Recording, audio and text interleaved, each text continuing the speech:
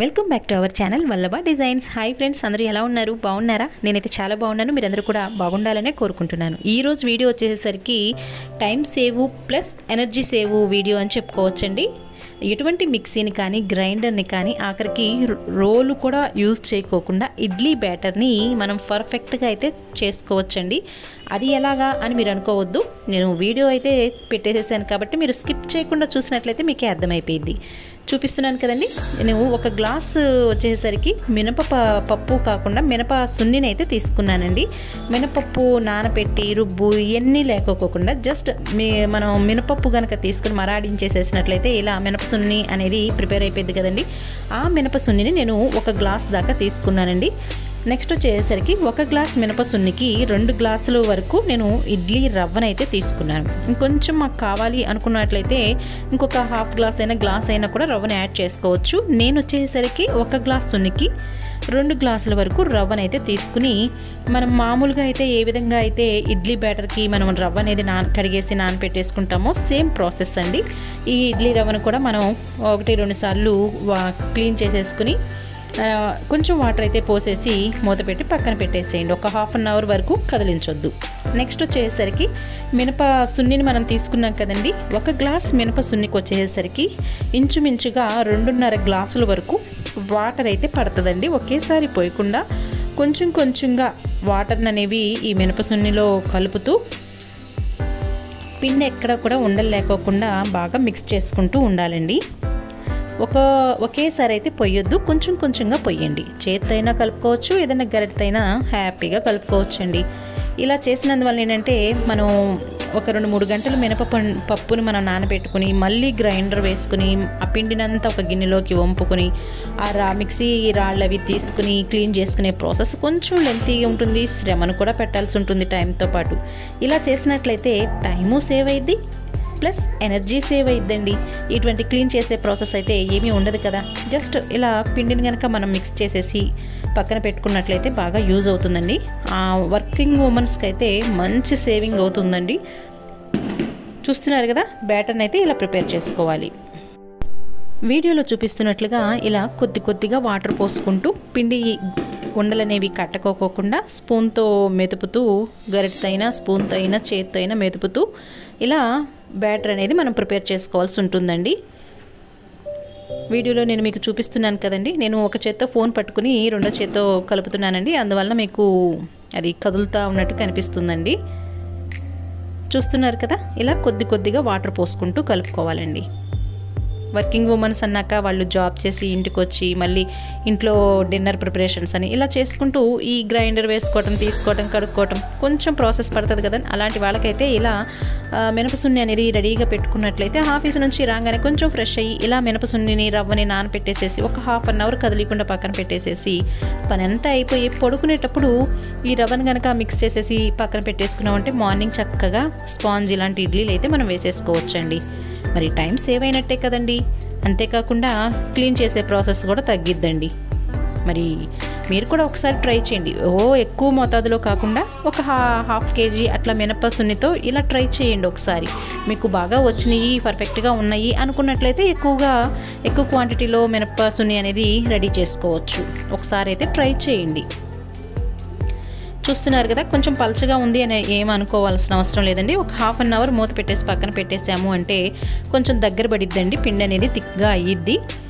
ఆ తర్వాత రవ్వను కూడా మనం కడిగేసేసి ఈ బ్యాటర్లో అయితే వేసేసుకుని పులిగి పెట్టేసుకోవటమేనండి. ఓవర్ నైట్ అంతా అట్లా వదిలేసేయండి.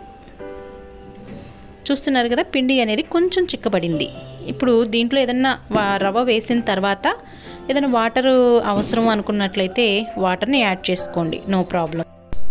ఇలా రవ్వను కూడా నేను ఈ మినపసున్ని బ్యాటర్లో అయితే మిక్స్ చేసేసుకుంటున్నానండి. లాస్ట్కి వచ్చేసరికి రవ్వ కొంచెం వాటర్ మిక్స్ అయ్యి కొంచెం వేస్ట్ అవుతూ ఉంటుంది కదండి రవ్వ. అలా ఆ వేస్ట్గా పడేసే కంటే లాస్ట్లో ఉన్నటువంటి ఏదైతే వాటర్ రవ్వ మిక్స్ అయిందో దాన్ని మనం ఆల్రెడీ 2 గ్లాసెస్ వరకు వాటర్ మిక్స్ చేసాం కదా, హాఫ్ గ్లాస్ వరకు పడుతుందన్నాను కదా, దానికి బదులుగా హాఫ్ గ్లాస్కి బదులుగా లాస్ట్లో మిగిలినటువంటి ఆ రవ్వ నీళ్ళు అనేవి దీంట్లో వేసుకున్నట్లయితే పర్ఫెక్ట్గా ఉంటుందండి, వేస్ట్ కూడా అవ్వదు.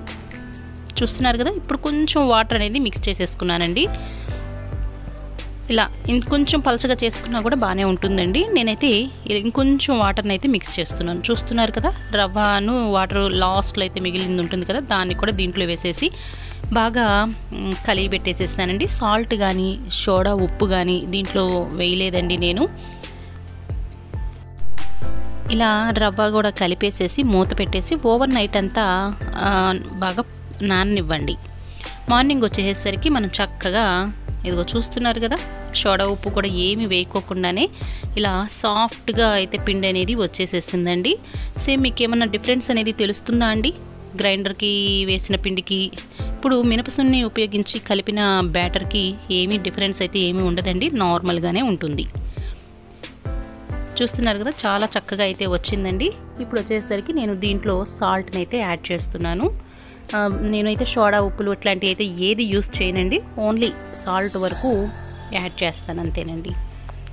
ఇలా గరిటతో కానీ చేత్తో కానీ ఇలా ఒక 2 minutes మనం కనుక అట్లా తిప్పుతూ ఉన్నట్లయితే ఇడ్లీ అనేది చాలా సాఫ్ట్గా అయితే వస్తుందండి. ఎందుకంటే ఎయిర్ బబుల్స్ అవన్నీ ఫామ్ అయ్యి ఇడ్లీ అనేది చాలా సాఫ్ట్గా వస్తుంది. ఇలా సాల్ట్ని కూడా యాడ్ చేసేసుకుని బాగా మిక్స్ చేసేసి ఒక 5 minutes అట్లా వదిలేయండి. నేను ఇలా కలుపుతూ ఉన్నప్పుడు ఒకసారి కిచెన్లో నుంచి బాల్కనీలో అట్లా చూస్తూ ఉన్నప్పుడు బాల్కనీలో నుంచి నాకు స్కై ఇదంతా మంచి వ్యూగా అనిపించిందండి. అందుకని చిన్న క్లిప్ను కూడా అయితే నేను తీశాను, దాన్ని కూడా దీంట్లోనే యాడ్ చేశానండి. చక్కగా స్కై అనేది మంచి లైట్ కలర్ స్కై బ్లూ కలర్గాను చిన్న వైట్ కలర్ డాట్ లాగా చందమామ అనేది కనిపిస్తే దాని తగ్గట్టు పక్షుల యొక్క కిలకిల రావాలు కూడా వినిపిస్తూ ఉన్నాయండి. కొంచెం బాగుంది అని అనిపించి ఒక చిన్న వీడియో అయితే నేను యాడ్ చేశానండి. ఇప్పుడు వచ్చేసరికి టైం మార్నింగ్ 5:30 అయిందండి. 5:30కి ఇలా అయితే ఉందండి. మరి నెక్స్ట్ వచ్చేసరికి ఇడ్లీ పిండి దగ్గరికి అయితే వెళ్ళిపోదామండి.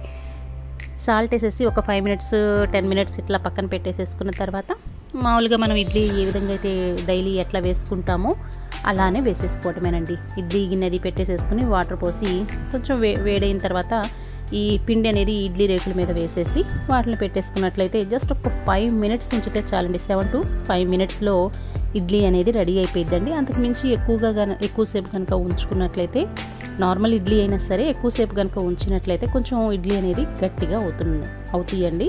అందువల్ల ఎక్కువ టైం అనేది ఇవ్వకోకుండా ఒక 10 minutes లోపుగానే మనం స్టవ్ ఆఫ్ చేసేసుకున్నట్లయితే ఆ వేడికి ఇంకేదన్నా కనుక ఉడకాల్సి ఉంటే ఆ వేడికి అది ఉడికిపోయిద్దండి, ఏం ప్రాబ్లం అయితే ఉండదు.